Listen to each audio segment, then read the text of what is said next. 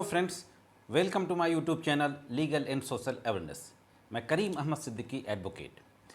आप जैसा कि सभी लोग जानते हैं कि जो भारत की जो न्याय प्रणाली है, जो जस्टिस डिलीवरी सिस्टम है, वो बहुत कॉम्प्लिकेटेड है।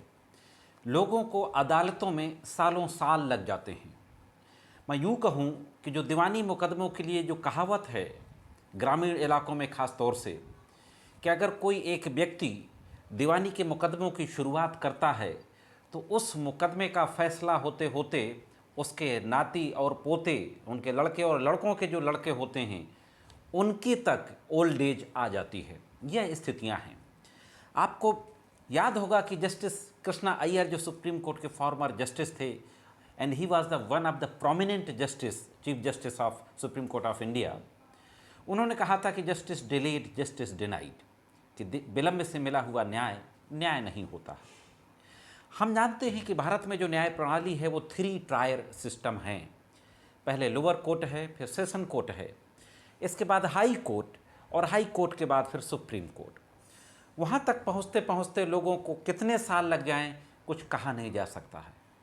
मैं खुद क्रिमिनल केसेस की प्रैक्टिस करता हूँ। मेरे पास ऐसे केसेस हैं कि जिनमें 2 साल और 3 साल की सज़ा है, लेकिन वो लास्ट 30 ईयर से पेंडिंग है, न्यायालयों में चल रहे हैं। दोस्तों, यह बात आज मैं क्यों कर रहा हूँ?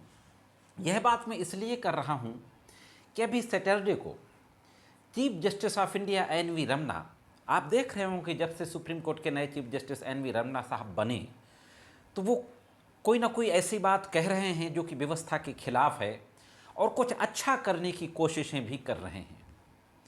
तो चीफ जस्टिस एन.वी. रमन्ना साहब को एक श्रद्धांजलि कार्यक्रम में बुलाया गया था, जो कर्नाटक राज्य बार काउंसिल के द्वारा आयोजित किया गया था।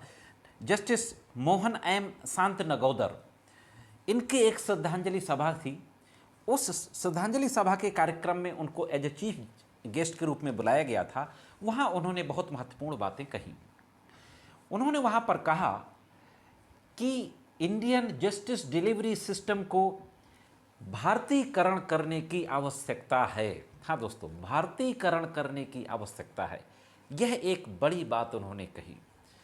उन्होंने आगे कहा कि जब मैं भारतीकरण करने की बात करता हूं, तो भारतीकरण से मेरा मतलब है कि हमारे समाज की व्यवहारिक वास्तविकताओं के अनुकूल इंडियन जस्टिस डिलीवरी सिस्टम को बनाया जाए, यानी लोकलाइज करने की आवश्यकता है।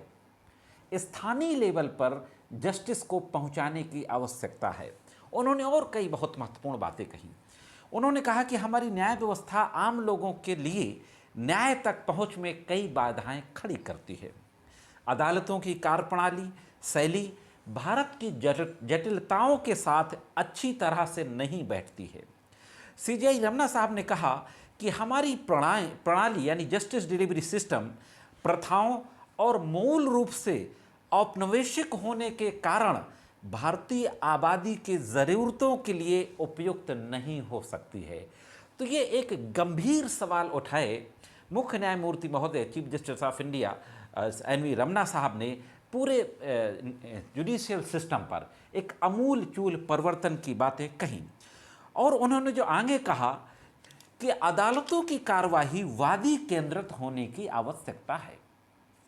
साथियों, जब हम लोग लॉ स्टूडेंट थे तो मुझे याद है कि हमारी कॉन्स्टिट्यूशन की क्लास थी। कॉन्स्टिट्यूशन की क्लास में हमें ये चीज़ बताई गई थी कि सुप्रीम कोर्ट में लिखा है कि वादी का हित सर्वोच्च है, यानी लिटिगेंट्स जो होता है उसका जो इंटरेस्ट है, interest of the litigation is supreme. जो न्याय मांगने जा रहा है उसका हित सर्वोच्च है। आज जबकि 25 ईयर से लगभग बीत चुके हैं हमारी प्रैक्टिस के, तो चीफ जस्टिस महोदय ने फिर उसी बात को दोहराया कि अदालतों की कार्यवाही वादी केंद्रित होने की आवश्यकता है, क्योंकि वो अंतिम लाभार्थी है। जस्टिस डिलीवरी सिस्टम को इजी बनाना होगा, इसका सरलीकरण करना होगा।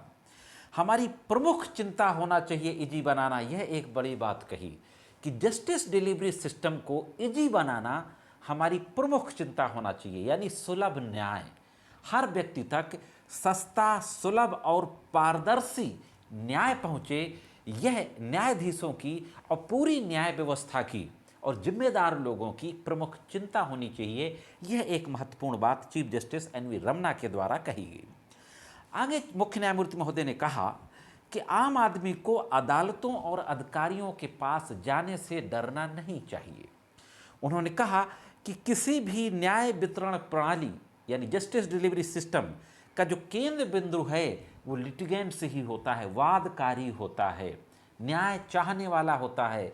जो व्यक्ति अदालत में जाता है न्याय मांगने के लिए मुकदमा दाखिल करता है वो वादकारी होता है। तो किसी भी जुडिशियल सिस्टम का जो सेंटर पॉइंट होता है वो वादकारी होता है, न्याय चाहने वाला व्यक्ति होता है।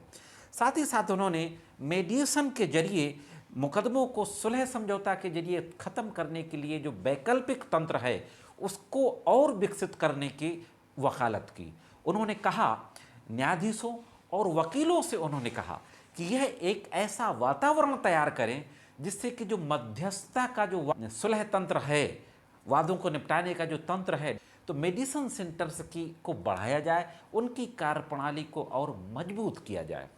दोस्तों, इसी के साथ साथ चीफ जस्टिस ऑफ इंडिया ने जस्टिस मोहन एम शांतनगौदर जिनके श्रद्धांजलि सभा में गए थे उनकी तारीफ की।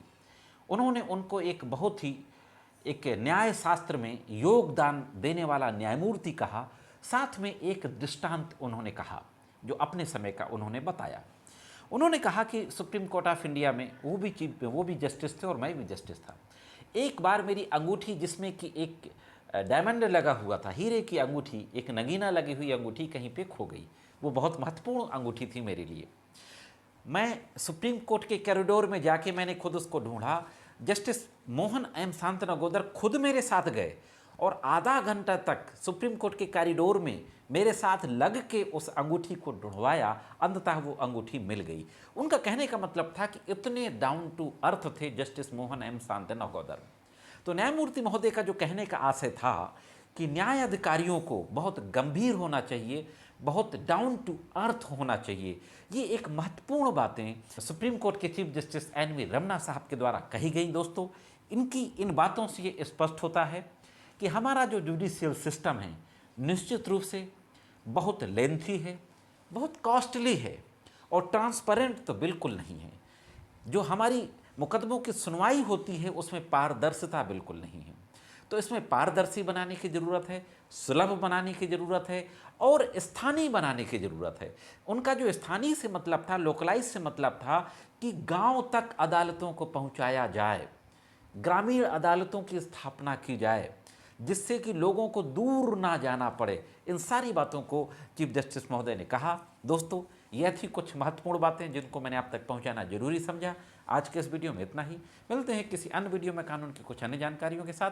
तब तक कानून की विभिन्न तरीके की जानकारियों के लिए देखते रहें लीगल एंड सोशल अवेयरनेस।